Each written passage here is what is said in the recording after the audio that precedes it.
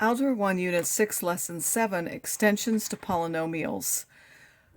So we've been looking at linear and quadratic, which are examples of polynomials. A linear is a first-degree polynomial. A quadratic is a second-degree polynomial. What happens is we get higher and higher degrees. Well, there are some similarities of graphs and what we call the end behavior of the graph, meaning what happens is we go out to x is minus infinity or x equals to infinity, and we'll look at it in terms of the degree and the leading coefficient, and we want to be able to sketch the graph of the polynomial. So take a moment and look at these functions. They were graphed using a graphing calculator. See if you can figure out a pattern for what happens for odd degree and even degree, depending on whether there's a positive or leading coefficient, and then it's any other observation you can make about the sign of the coefficient and the end behavior about even and odd degree. So these are all odd degrees, and see how it relates to whether this number is positive or negative, and then do the same for even functions and write your conjecture where this means it's going down on the left and up on the right. This means it's going up in both ways. This means it's going down both ways, and so on. So if you've taken a moment to do that, you should have noticed the following, that when it's positive, this is up and this is down, and that's always whenever it's odd. So if this is a positive leading coefficient, the right side is going up, the left side is going down. When it's negative and it's odd, the right side is going down and the left side is going up.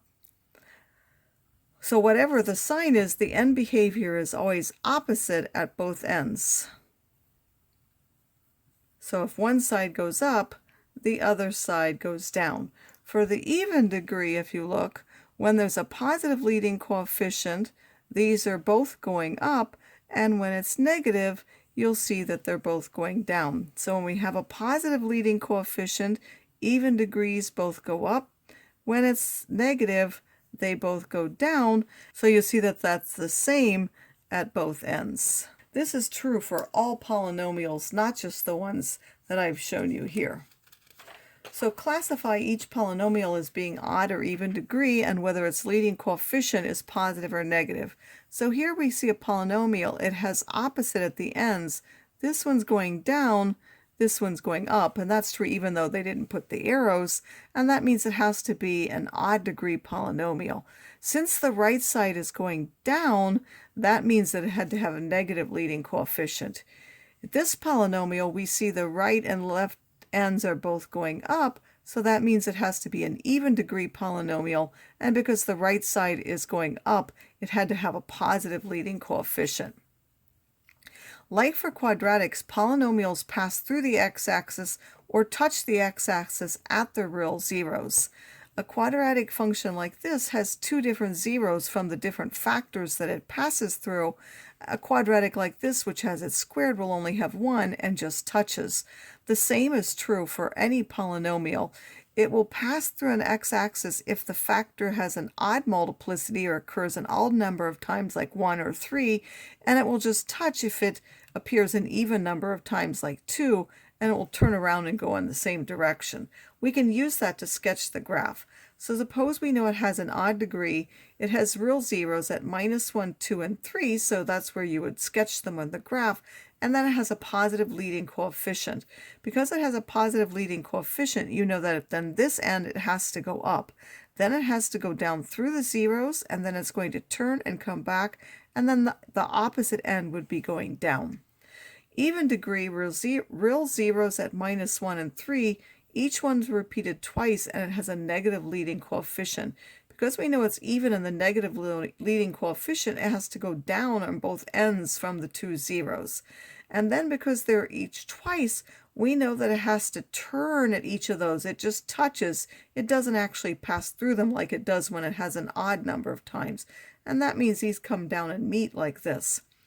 If it's odd degree and it has real zeros at 0s, 2, and 5, and it has a negative leading coefficient, again, that means the right side will be going down, the left side will be going up, and if each one's only there once, it will actually pass through those, so it has to come back and go like that. That would be a sketch of that polynomial.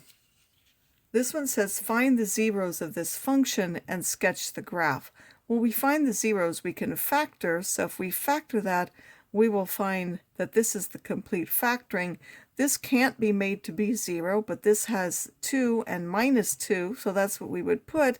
It has an even degree, so both sides have to go up, and then they have an odd multiplicity. They're only there once, so it would have to pass through them, and the graph would look like this.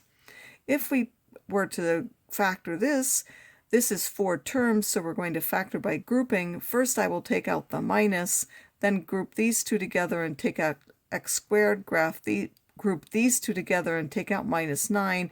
That will now give x squared minus 9 here, which factors into x plus 3 and x minus 3. So the minus 3 is actually there twice, meaning it's going to turn at that at some point. It could be going down or up there. We'll look at how we know which one in a minute. And at 3, it has to actually pass through.